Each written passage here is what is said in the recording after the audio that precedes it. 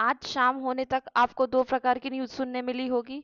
सुबह या दोपहर तक आपको ये न्यूज़ सुनने मिली होगी कि जो आपका 1 जून को पेपर 1 जून से या जून से पेपर स्टार्ट होने वाला है, उसके लिए कोर्ट में जो याचिकाएं लगी हुई थी उसका आज फैसला आने वाला था। फिर 5 बजे तक इंतजार करने के बाद निर्णय ये आया कि जो फैसला है वो हुआ ही नहीं। जब फैसला हुआ ही नहीं तो अब हम कुछ कह नहीं सकते कि जो हमारा एग्जाम है वो होगा कि नहीं होगा।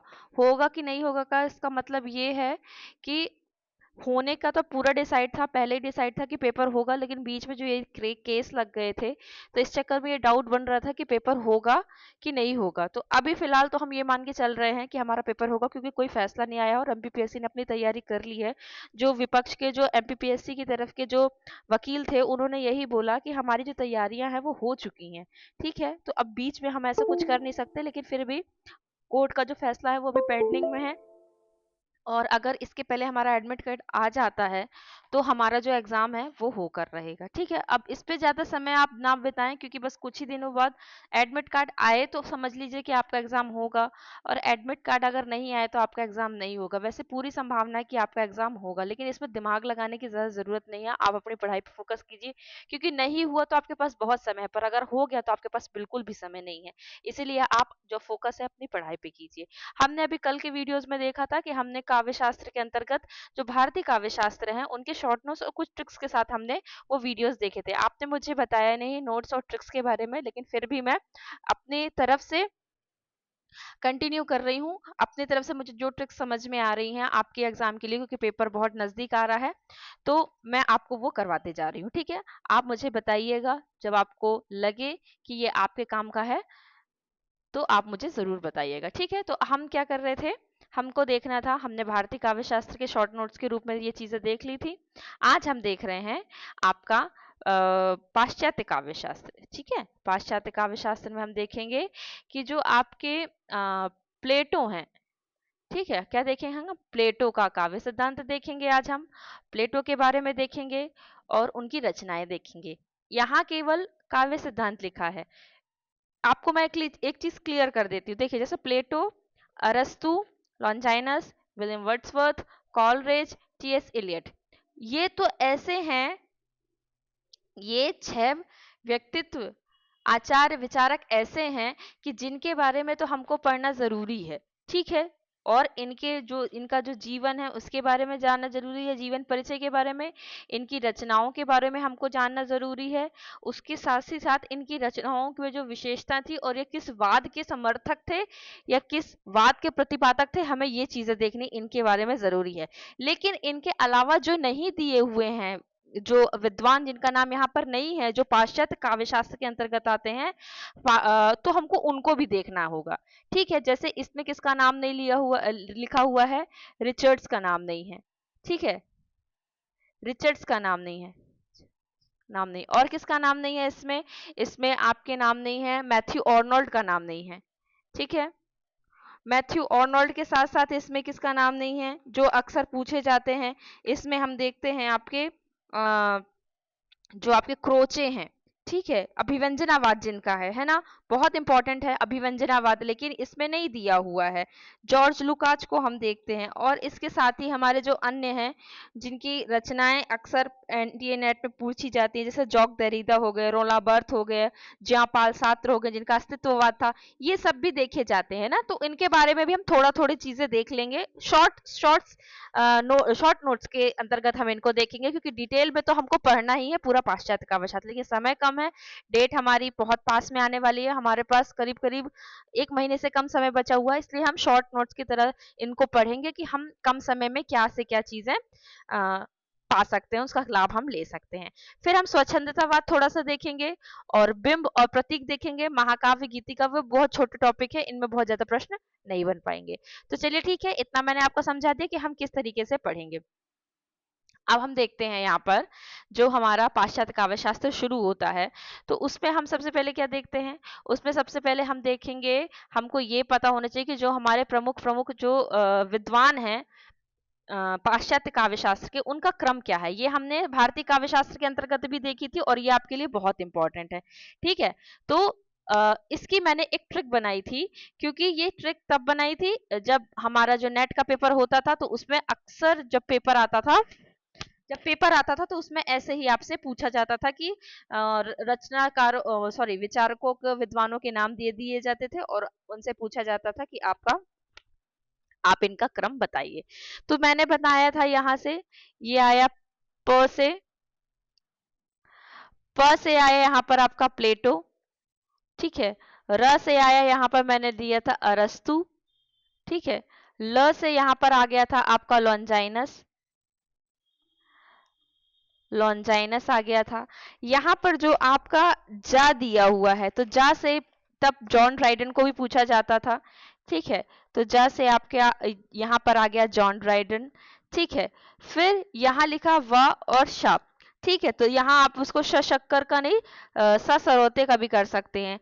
तो यहाँ पर अगर आप देखें आपको, तो जो व है, व से क्या आएगा, विलियम वर्ड्सवर्थ, या विलियम या वर्ड्सवर्थ, जो भी आप एक चीज, तो वर्ड्सवर्थ ज्यादा हमको सही लगता है। तो आ गया आपका वर्ड्सवर्थ, ठीक है। अब स से क्या आ गया, कॉलरिज का पूरा नाम है सैमुअल कॉलरिज, ठीक है, वो है। फिर ये जो मैं आया, यहाँ पर अगर आप दो मैं की मात्रा ऐसे लगा लेंगे तो इसका मतलब होता है मैथ्यू ऑर्नोल्ड, ठीक है। यहाँ हो गया आपका मैथ्यू ऑर्नोल्ड। फिर को से क्या हो गया, को से हो गया आपका क्रोचे, ठीक है, जिनका भी व्यंजनावाद मैंने आपको बताया क्रोचे। फिर ई से हो गया इलियट, री से हो गया रिचर्ड, ठीक है, रिचर्ड। और रिचर्ड के बाद आपका जो ये लिखा है आगे करा दो, यहां से मैंने बनाया था हमारा जो, कितने हो गए आपके यहाँ पर, प्लेटू अरस्तु, 1 2 3 4 5 6 7 8 9 10, बताइए एक इतनी छोटी सी लाइन में आपको 10 से ज्यादा जो विचारक है पाश्चात्य काव्य शास्त्र के, उनका नाम आपको यहाँ पर मिल गया है, ठीक है। और यहाँ पर आपका यहाँ पर आएगा लास्ट में, ये स्किप कर दीजिएगा आप अभी फिलहाल, और द से आएगा यहाँ पर दरिदा, ठीक है। क्या आएगा आपका, जॉग दरिदा।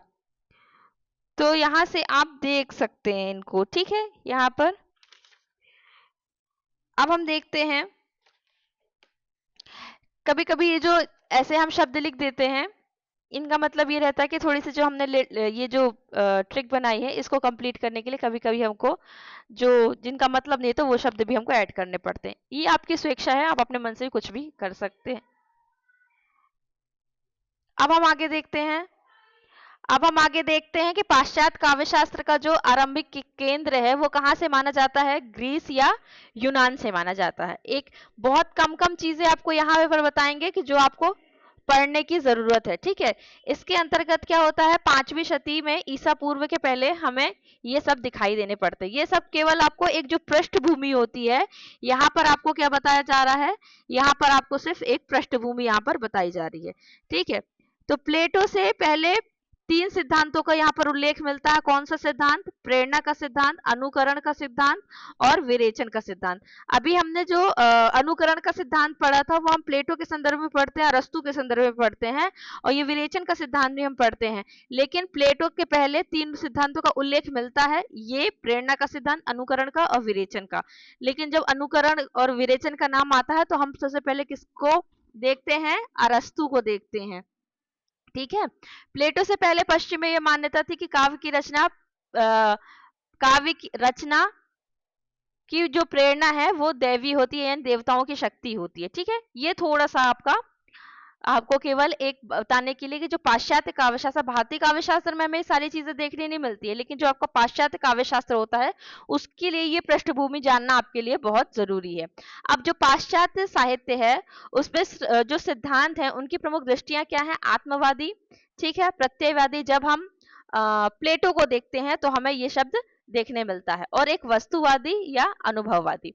अब हम आगे देखते हैं, यहाँ से शुरू करते हैं कि कौन कौन से काव्य शास्त्री थी और कौन कौन सी उनकी रचनाएं थी। अभी देखिए, अभी सबको तो आपको मैं नहीं कहूंगी कि आप सबको याद कीजिए। अब इसकी ट्रिक क्या है, अब इसको आप शॉर्ट कैसे कर सकते हैं, जैसे देखिए प्लेटो और अरस्तु दोनों को नहीं पूछा जाएगा, या तो प्लेटो को पूछा जाएगा या तो अरस्तु को पूछा जाएगा। ठीक है, तो आप ऐसे कीजिए कि प्लेटो और अरस्तु में से अरस्तु के बारे में आप बहुत ज्यादा पढ़िए, इतना पढ़िए कि अगर आपको पहले से ही प्लेटो के बारे में कुछ चीजें पता है, जो कि पता होंगी, स्वाभाविक सी बात है, तो वो चीज ठीक है। पर अगर आपको नहीं पता है तो आप केवल थोड़ी थोड़ी चीजें बस पढ़ लीजिए, जैसे रिपब्लिक एक रचना है प्लेटो की, वो देख लीजिए, स्टेट्समैन देख लीजिए, इयोन देख लीजिए, फिलेबस ये। और अगर आपको नहीं याद आ रहा तो आप कुछ मत देखिए, छोड़ दीजिए। आप बस क्या देख लीजिए, एक रिपब्लिक देख लीजिए और प्लेटो और इसका समय। अरस्तु में ये 80, अरस्तु का समय 80 वर्ष है यहाँ पर देखिए आप कि जो अरस्तु हैं, अरस्तु की रचनाएं कम है, तो आप पूरा इनको याद कर लीजिए, इनको भले छोड़ दीजिए, लेकिन इनकी रचनाएं कम है तो आप इनको पूरा याद कर लीजिए। ठीक है, ऐसे ही आप करेंगे। आपको और किसकी रचनाएं याद करनी है, मैं आपको शॉर्ट कर दे रही हूँ। आप लॉन्जाइनस को याद कर लीजिए, लॉन्जाइनस, उनका नाम, उनकी रचना। ठीक है, अब आप यहाँ किसको देखेंगे, किसको याद करना है, अब आपको यहाँ पर शॉर्ट नोट्स के अंतर्गत आपको यहाँ पर याद करना है विलियम वर्ड्सवर्थ को। ठीक है, आप यहाँ पर देख लीजिए विलियम वर्ड्सवर्थ को, उनका समय और उनकी रचनाएं रख लीजिए। कॉलरिज को याद कर लीजिए क्योंकि ये आपका सिलेबस में दिया हुआ है, तो आप कॉलरिज को देख लीजिए। ठीक है, कॉलरिज की रचना बायोग्राफिया लिटेरिया, और इनके बारे में भी हम पढ़ेंगे। ठीक है, द फ्रेंड, एट्सुरी रिफ्लेक्शन। अभी इनके बारे में अगर आपको नहीं याद आ रहा तो जो मेन है आप वो देख लीजिएगा। इनमें से अगर सपोज जैसे 1 2 3 4 5 6 7 8 है ना, तो 8 में से आप 5 को याद कर लीजिए। ठीक है, आगे हम देखते हैं मैथ्यू आर्नल्ड को आप देख लीजिएगा। हमारे सिलेबस में नहीं है लेकिन पाश्चात्य काव्य शास्त्र के अंतर्गत ही आते हैं, तो इनकी रचनाएं इंपॉर्टेंट है। ठीक है, इनको आप देख लीजिएगा, इनकी रचनाएं देख लीजिएगा। आगे देखते हैं हम किसको,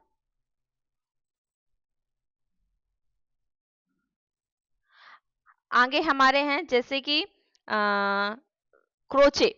ठीक है, क्रोचे को आप देख लीजिए, उनकी रचनाएं देख लीजिए, ये इंपॉर्टेंट है। ठीक है, इनको देख लीजिए। एजरा पाउंड वगैरह, इनको हम, एजरा पाउंड का नाम बस देख लीजिएगा, ये आपको जब अभी हम आगे जो वाद पढ़ेंगे उसमें एजरा पाउंड का नाम आएगा। आगे किसको देखिए आप, टीएस इलियट को देखिए। टीएस इलियट के जो रचनाएं हैं उसको बहुत अच्छे से याद कीजिएगा, क्योंकि एक तो इनके सिद्धांत से प्रश्न आ सकता है, आएगा ही, कोई ना कोई तरीके से इनसे प्रश्न जरूर आएगा, या तो इनकी रचनाओं पे प्रश्न आएगा। इनको एक दो रचनाओं को आप स्किप करके बाकी पूरी रचनाएं जो आपको कठिन लगती हैं आप उनको छोड़ दीजिए।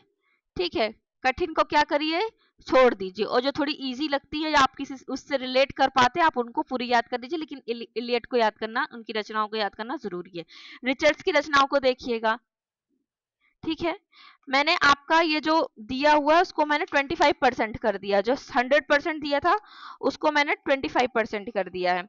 इसके साथ ही आप किसको देख लीजिएगा, आप देखिएगा ज्यापाल सात्र की रचनाओं को और जॉक देरिदा, ये सबसे लास्ट में आपके आएंगे, तो आप उनको वहां से देख लीजिएगा।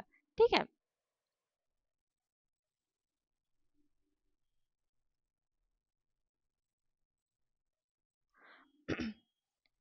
इसी टेबल में लास्ट में है, आप वहां से देख लीजिएगा। मैं दिखा देती हूँ एक बार आपको।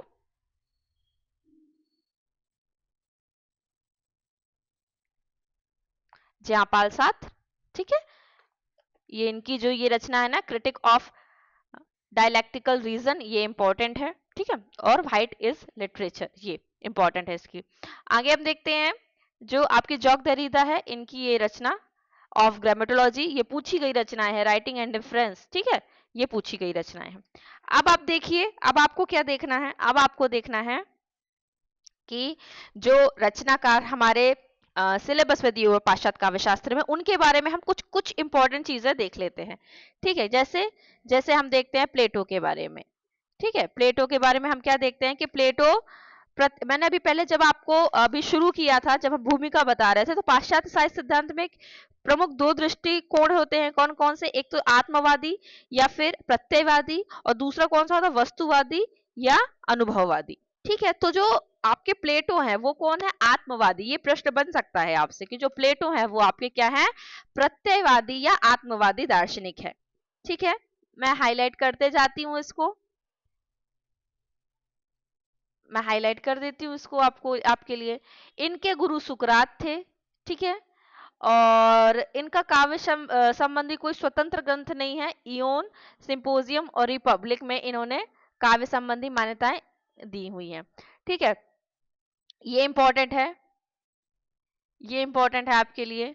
ठीक है, कि Oxford book of Greek words, ये शब्द आप प्लेटो के संबंध में मुश्किल से मुश्किल आपको 5 6 7 ही टॉपिक्स आपको याद करने हैं इनके संबंध में। एक, ये प्रत्ययवादी या आत्मवादी दार्शनिक थे। सुकरात को छोड़ दीजिए, ये प्रश्न नहीं बनेगा आपसे, आपको ये पता होगा, बहुत इजी है। आप इतने इतने दिन से पढ़ा है, पीएचडी नेट सेट में पढ़ा होगा, ऐसा तो नहीं कि कुछ भी नहीं पता होगा। जो चीजें 4 चीजें पता होंगी वो 4 चीजों को माइनस कर दीजिए, उस पर 5 चीज आप प्लस कर दीजिए, तो आपकी 9 चीजें हो गई याद समझने की, 9 टॉपिक्स हो गए आपके इनके बारे में, है ना। तो जो चीजें पता थी उनको स्किप कर दीजिए और जो चीजें नहीं पता थी उनको ऐड कर दीजिए, तो आपके 8 9 10 टॉपिक एक विचारक विद्वान के रूप में बन जाएंगे। प्लेटो द्वारा रचित फिलेबुस ग्रंथ आलोचनात्मक सामग्री के रूप में अधिक उपादेय नहीं है। इसमें इंपॉर्टेंट क्या है? इसमें इंपॉर्टेंट सिर्फ ये है कि उनके द्वारा रचित फिलेबुस ग्रंथ, बस इतना ही इंपॉर्टेंट है आपके लिए। ठीक है, काव्य और कला के विषय में प्लेटो की मुख्य चिंता आदर्श राज्य में उनकी उपयोगिता की थी। मतलब ये था कि काव्य और कला के संबंध में प्लेटो ये मानते थे कि जो आदर्श राज्य है इसकी स्थापना होनी चाहिए और आदर्श राज्य के लिए काव्य ही उपयोगी है, बस, और किसी के लिए काव्य और किसी चीज के लिए उपयोगी नहीं हो सकता और उसकी कोई भी इंपॉर्टेंस नहीं है। कला के मूल्य को लेकर प्लेटो को मानना था कि नैतिकतावादी तथा उपयोगितावादी होती है। तो प्लेटो के संबंध में काव्य क्या है या कला क्या है? नैतिकवादी और उपयोगितावादी। वो नैतिक होनी चाहिए और उपयोगी होनी चाहिए। ठीक है, उन्होंने एकेडेमिया नामक शिक्षण संस्थान की स्थापना की। ठीक है, ये यूरोप का प्रथम विश्वविद्यालय कहलाने का गौरव है। ठीक है, इसको यहाँ के चल के एकेडमी ऑफ प्लेटो, ये इसलिए भी इंपॉर्टेंट है क्योंकि ऐसी चीजें आपको और कहीं नहीं मिलेंगी। वाद मिल जाएंगे, जैसे ये नैतिकतावाद, उपयोगितावाद, ये आपको मिल जाएंगे, सिद्धांत मिल जाएंगे, ग्रंथ मिल जाएंगे। ठीक है, लेकिन ये आपको पूरे काव्य शास्त्र में, पाश्चात्य काव्य शास्त्र में कहीं नहीं मिलेगा, इसलिए ये प्लेटो के संदर्भ में हमको याद करने में कोई कठिनाई नहीं होगी। ठीक है, ये बहुत छोटा सा था प्लेटो के बारे में। आगे जो डिटेल में है वो है हमको अरस्तु के बारे में, लेकिन हम अरस्तु के बारे में डिटेल में वहां भी नहीं पढ़ेंगे। हम क्या पढ़ेंगे कि अरस्तु के 3 सिद्धांत थे। एक तो अनुकरण का सिद्धांत, दूसरा विरेचन का सिद्धांत, तीसरा नहीं, पहला अनुकरण का सिद्धांत था, फिर त्रासदी का सिद्धांत था, फिर उनका था विरेचन का सिद्धांत। तो हम ऐसा करेंगे कि जो विरेचन सिद्धांत है वो बहुत छोटा, उसमें ज्यादा कुछ डिटेल में पढ़ने को नहीं है। त्रासदी सिद्धांत क्या है? बहुत हमें दिया ही नहीं है, हमारे सिलेबस में है ही नहीं। तो हमें जो थोड़ा सा डिटेल में पढ़ना पड़ेगा वो किसको पढ़ना पड़ेगा? जो आपका अनुकरण का सिद्धांत है उसको हमको देखना पड़ेगा। और अगर हम अपने सिलेबस को देखें यहाँ पर, तो अरस्तु का अनुकरण और विरेचन सिद्धांत ही हमको यहाँ पर दिया हुआ है। ये हमको यही चीज यहाँ पर दी हुई है, तो हमको यही इसी पर फोकस करना। और इसके बारे में भी, विरेचन बहुत छोटा सा है, सो बहुत कुछ नहीं पढ़ने को। जो कुछ है, सबसे ज्यादा पढ़ना वो हमको पढ़ना अनुकरण के ही अंतर्गत पढ़ना। ठीक है, तो चलिए देखते हैं अरस्तु का जो वास्तविक नाम है वो क्या था। ये आप देख लीजिएगा, क्योंकि विचारक के बारे में पढ़ रहे हैं, विद्वान के बारे में पढ़ रहे हैं, वो इतना नहीं चाहिए। ठीक, तो अरस्तु का नाम क्या था? अरिस्टोतिलेस। ठीक है, और आगे हम क्या देखते हैं इनके बारे में कि इनकी जो ग्रंथों की संख्या है, बस आपकी जानकारी के लिए बता रही, जो इंपॉर्टेंट होगा मैं उस पर लाइन करूंगी, अंडरलाइन करूंगी। ठीक है, ये बस आपकी जानकारी के लिए बता रही हूँ। आगे हम क्या देखते हैं कि ग्रंथ क्या है? 400 के आसपास है। ठीक है, ग्रंथ इनके क्या है? 400 के आसपास है। अपने काव्य शास्त्र संबंधी ग्रंथ, ये मैंने यहाँ पर, ये है जो आपका, ये मैं इसलिए हाईलाइट नहीं कर रही हूँ क्योंकि इंपॉर्टेंट है, ये इसलिए हाईलाइट कर रही हूँ क्योंकि ये आपको अभी पूछा गया था, तो अभी सेम पूछा गया था, तो अब दोबारा नहीं पूछा जाएगा। और यहाँ हम तैयारी कर रहे हैं कि हमें परीक्षा में अच्छे नंबर किस हिसाब से लाने हैं। तो ये आपसे पूछा गया था, दोबारा नहीं पूछा जाएगा, लेकिन यहाँ से पूछा गया था, मैं आपको ये बस बताना चाह रही हूँ। हाँ, ये पूछा जा सकता है कि 26 अध्यायों में बटा हुआ था इनका ये जो ग्रंथ था। आपसे ऐसा पूछा जा सकता है कि अरस्तु का कौन सा ऐसा ग्रंथ है जो 26 अध्यायों में बटा हुआ है, उसमें से एक ऑप्शन में ये दे सकता है। ठीक है, क्योंकि ये रचना भी इंपॉर्टेंट है। फिर इन्होंने इस रचना में क्या क्या विशेष है ये बताया है। ठीक, 1 से 5वें त्रासदी, महाकाव्य, प्रहसन, ये सब का वर्णन है यहाँ पर। ठीक है, और अध्याय 12 और 20 बाद में जोड़ा गया था। ठीक है, आगे हम देखते हैं इनके बारे में कि जो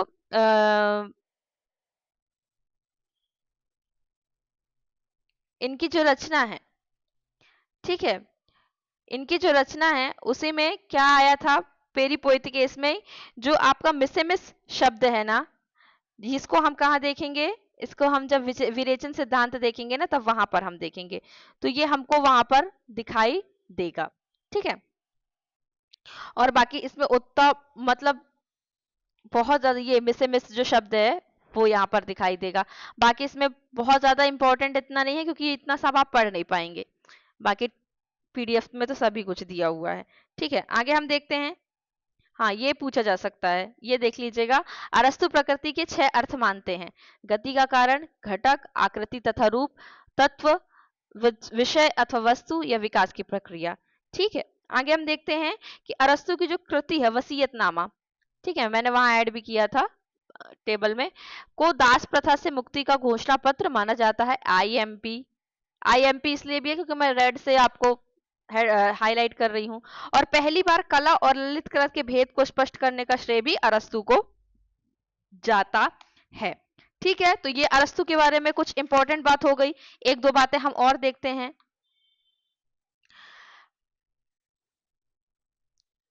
चलिए, अरस्तु ने क्या किया है, उदात्त मानव चरित्र को काव्य महाकाव्य के भीतर इन्होंने क्या किया है, महत्व दिया है। महाकाव्य के संबंध में इनका एक दृष्टिकोण ये है कि इन्होंने उदात्त मानव चरित्र को महाकाव्य के भीतर महत्व दिया है। और आपके पास अगर समय होगा तो आप एक दो बार और इनकी जो विशेष विशेष तथ्य है वो जरूर देख लीजिएगा। पीरियोप्सिस को ये तो लॉन्जाइनस का है। हाँ, तो यहाँ तक आप देखते हैं। और एक ये उनकी बहुत कथन है उनका, तो इसको भी आप देख लीजिए। ज्ञान की सभी शाखाओं में अबाध गति। ठीक है, किसको परिभाषित करते हुए, ज्ञान को। बस, ज्यादा कुछ नहीं है इसमें, आप शॉर्ट शॉर्ट में इतना देख लीजिएगा। और अगर थोड़ा बहुत आपको पहले से अरस्तु के बारे में मालूम है तो फिर इससे अच्छा कुछ हो नहीं सकता है। अब हमने दो दो चार चार चीजें देख ली, अब हमें होरेस को नहीं देखना, हम लॉन्जाइनस को देखना है हमको। ठीक है, लॉन्जाइनस को देते क्योंकि उनका सिद्धांत इंपॉर्टेंट रहता है।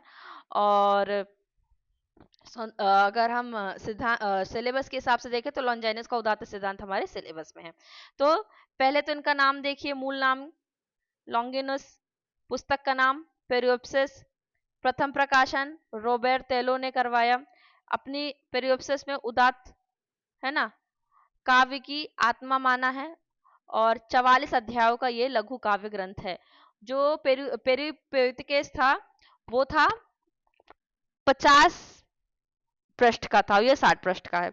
अब इसमें देखो ये सब दिया हुआ है सारे उदात्त को, अध्याय 1 से 7 में ये है, 8 से 15 में ये है। ठीक है, ये आप देख लीजिएगा कि अध्याय 16 से 29 में अलंकारों की विवेचना है। ठीक है, आगे हम देखते हैं। अब इसके बारे में विशेष, मूलतः क्या था, ये एक भाषण ग्रंथ था जो पेरिप्सस की बात हो रही है, पत्र रूप में था। ठीक है, जिसमें ये किसको, पोस्टम्यूस टेरियंतियानुस नामक व्यक्ति को संबोधित करते हैं। लॉन्जाइनस के पहले हॉरेस ने आर्स पोएटिका को पत्र के रूप में लिखा था। ये नेट के एग्जाम से इंपॉर्टेंट है, अभी आपके एग्जाम से उतना इंपॉर्टेंट नहीं है। ठीक है, अब और थोड़ा सा देखते हैं हम, थोड़ा सा और देखते हैं। इनके पेरियोप्सिस का जो केवल 2/3 भाग है वो ही उपलब्ध है, ये सिर्फ आपकी जानकारी के लिए बता रही हूँ मैं। आगे देखते हैं। हाँ, ये इंपॉर्टेंट है कि पेरियोप्सिस में सर्वाधिक उत्तम पुरुष का इस्तेमाल किया गया है। और उदात्तता एक महान आत्मा की प्रतिध्वनि है।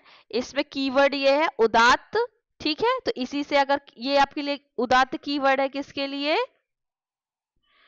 है? आपके लिए, लॉन्जाइनस के लिए। अभी हम कीवर्ड्स की बहुत बात करेंगे। क्यों? क्योंकि हम कीवर्ड से हमें जल्दी समझ में आ जाएगा।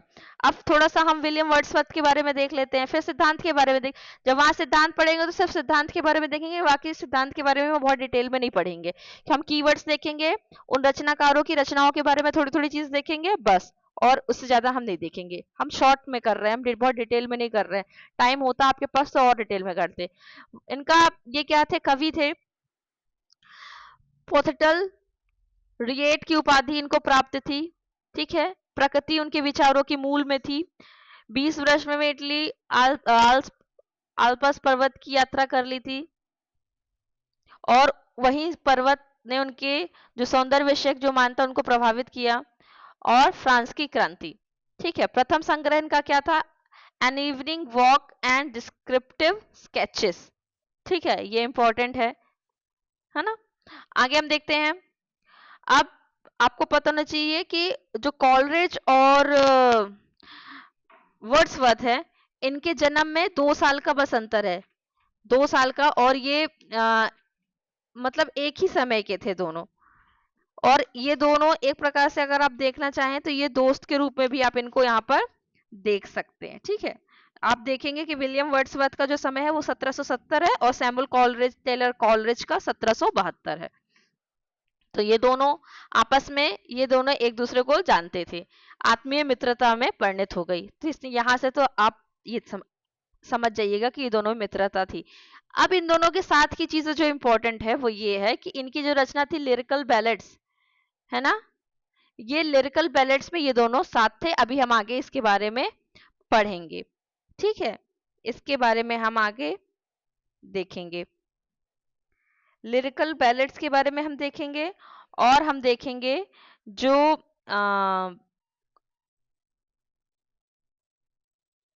इनकी नहीं, वो कॉलरिज की जो बायोग्राफिया लिटेरिया है उसको देखेंगे। तो जो हम लिरिकल बैलेड्स की बात कर रहे थे ना, तो लिरिकल बैलेड्स क्या है? कविता संग्रह है। तो ये दोनों ने, वर्ड्सवर्थ ने और कॉलरिज ने मिलकर इसमें काम किया था, ठीक है। वो हम कॉलरिज के संबंध में भी अब आगे देखेंगे, तब पढ़ेंगे।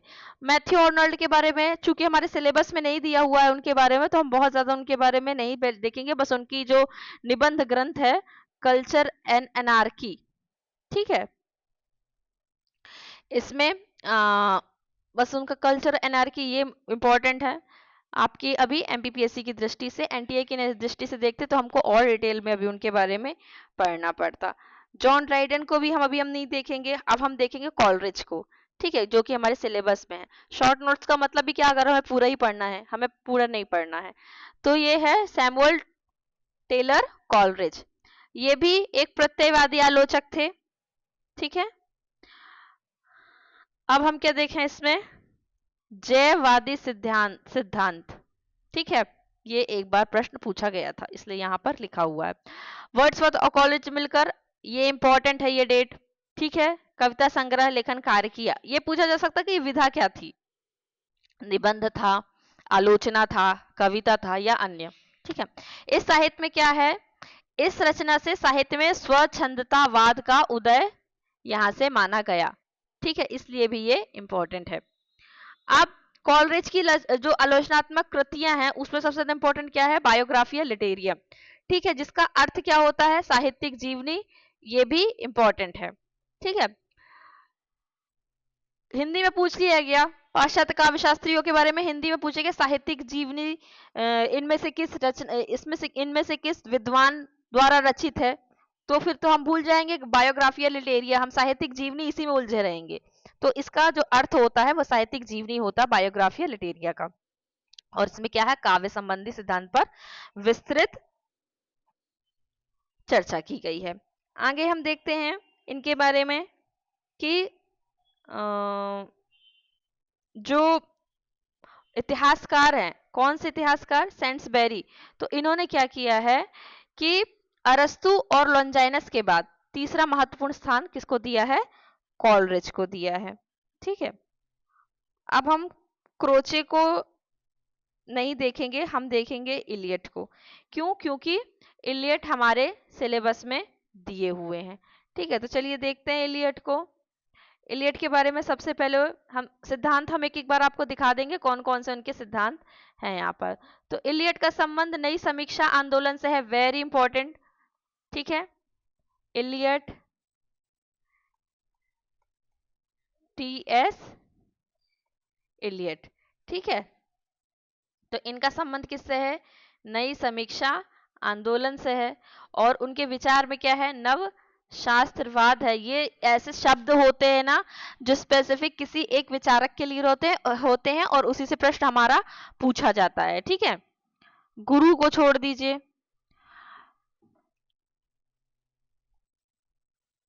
ये इलियट ने कार्यत्री और भाइवेत्री को, जो हम राजशेखर में देखते हैं, राजशेखर ने जो दो भागों में बांटा था, जब हम काव्य काव्य के बारे में काव्य लक्षण प्रयोजन और लक्षण तो नहीं पढ़ा था हमने, काव्य हेतु और प्रयोजन पढ़ रहे थे तब। तुम कार्यत्री भाइवेत्री ने राजशेखर के संबंध में देखा था, तो यहाँ इलियट ने भी एक दूसरे का उनको पूरक माना है। ठीक है, आलोचक और कवि एक ही व्यक्ति होते हैं, ऐसा उन्होंने माना है। अब निर्व्यक्तिकता का सिद्धांत, ये पिछली बार आपसे प्रश्न पूछा गया था, तो अब तो इससे नहीं पूछा जाएगा, लेकिन फिर भी आपको पता होना चाहिए कि टीएस इलियट का ये सिद्धांत है। इसके अलावा उनके कौन कौन से सिद्धांत है? परंपरा का सिद्धांत, वस्तुनिष्ठ समीकरण का सिद्धांत। ठीक है, क्या है उनका? वस्तुनिष्ठ समीकरण का सिद्धांत। तो आपको क्या क्या सिलेबस में दिया हुआ था? परंपरा का सिद्धांत और निर्व्यक्तिकता का सिद्धांत। तो निर्व्यक्तिकता से तो एक आपको कथन देके पूछा गया, जब पीवाईक्यूज करा रहे थे तब मैंने पहला ही प्रश्न था ये वाला निर्व्यक्ति का सिद्धांत वाला, है ना। तो अब हमको देखना है परंपरा का सिद्धांत।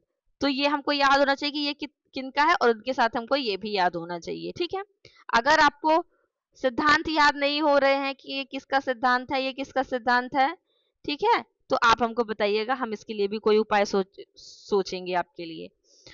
क्राइटेरियन नाम की त्रैमासिक पत्रिका का प्रकाशन किया, ये इंपॉर्टेंट है। ठीक है, इनके संबंध। द वेस्टलैंड नाम की प्रसिद्ध काव्य रचना, समय देख लीजिए, इसी पत्रिका में प्रकाशित हुई थी और उनको नोबेल पुरस्कार से यहाँ पर सम्मानित किया गया था। अब रिचर्ड के बारे में हम नहीं देखेंगे, लेकिन हम ये देखेंगे कि इन्होंने नई समीक्षा को सैद्धांतिक आधार प्रदान करने वाले आलोचकों में ये क्या है? अग्रणी है। ठीक है, और इनकी रचनाएं तो वो टेबल में दी हुई हैं। अब हम देखते हैं कि जो प्रमुख प्रमुख जो रचनाकार है उनके कौन कौन से सिद्धांत है। एक बार हम सिद्धांत देख लेते हैं, कौन कौन से इनके सिद्धांत है पाश्चात्य काव्य शास्त्र के अंतर्गत। क्योंकि पाश्चात्य काव्य शास्त्र तो हमारा एक टाइटल ही है, तो सिद्धांत भी दिए हुए उसमें। आप जब देखो कि आपका सिलेबस है, क्या लिखा है? पाश्चात्य काव्य सिद्धांत, टाइटल ही है वो, तो हमको यहाँ उनको तो देखना ही पड़ेंगे, है ना। तो यहाँ हम देखते हैं प्रमुख सिद्धांत देखते हैं यहाँ हम, और सिद्धांतकार।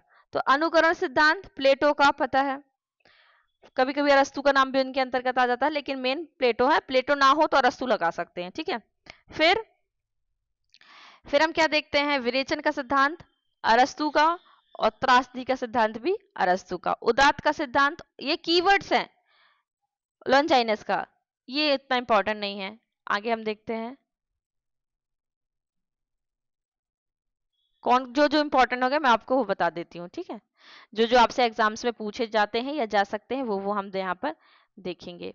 आगे देखिए यहाँ पर अभिव्यंजनावाद क्रोचे का। ठीक है, स्वच्छंदतावाद वर्ड्सवर्थ, कल्पना सिद्धांत कॉलरेज क से का रिलेट कर लीजिएगा। ठीक है, कल्पना सिद्धांत से इनके बारे में, कॉलरेज के बारे में आप यहाँ पर देख लीजिएगा। आगे देखते हैं अस्तित्ववाद। अस्तित्ववाद में हम देखते हैं सोरेन कीरकेगार्ड को। ठीक है, द्वंद्वात्मक भौतिकवाद कार्ल मार्क्स को देखते हैं। प्रतीकवाद में देख लीजिएगा, इसलिए देख लीजिएगा क्योंकि ये आपके सिलेबस में एक टॉपिक दिया हुआ है। ठीक है, ये है प्रतीकवाद। तो यहाँ हम इसको यहाँ पर देखेंगे, इसलिए आप प्रतीकवाद के संबंध में जीन मोरियस, बादलेयर और मेलार्मे को यहाँ पर देखिएगा। प्राकृतवाद या प्रकृतिवाद में आप देखिएगा एमएल जोला को। ठीक है। मनोविश्लेषणवाद में आप देखिएगा फ्रॉयड को, अभिव्यंजनावाद में क्रोचे को, महान यथार्थवाद या आलोचनात्मक यथार्थवाद में जॉन लुकांच को। बिंबवाद आप बहुत अच्छे से देख लीजिएगा क्योंकि ये आपके सिलेबस में दिया हुआ है। निर्व्यक्तिक सिद्धांत ये आपने देख लिया, टीएस इलियट का वस्तु समीकरण। ठीक है। परंपरा का सिद्धांत। आगे इन एक जो कहा था उपन्यास का कुछ कथन कहे थे उसको भी यहाँ पर हमने यहाँ पर शामिल किया हुआ। वैसे तो कई विद्वानों ने बहुत कुछ कहा था, है ना, लेकिन यहाँ हमने केवल इनको यहाँ पर ऐड किया हुआ है। आगे देखिए यहाँ पर संप्रेषण का सिद्धांत, ये आपको केवल आप इतना इतना बस याद कर लीजिए किसका कौन सा सिद्धांत है। मूल्य सिद्धांत, अर्थ मीमांसा सिद्धांत, सबके बारे में सबको नहीं बोल रही हूँ पढ़ने को, जो इंपॉर्टेंट है उनको बस बोल रही हूँ। ठीक है। अंतश्चेतनावादी यथार्थ सिद्धांत एक बार इनको देख लीजिए। जादू यथार्थ ये एक बार नेट में पूछा गया था इसलिए ये हमने यहाँ पर इसको लिखा है। ठीक है। आगे हम देखते हैं कि जॉक दरिदा को जब मैंने संरचनावाद देख लीजिएगा।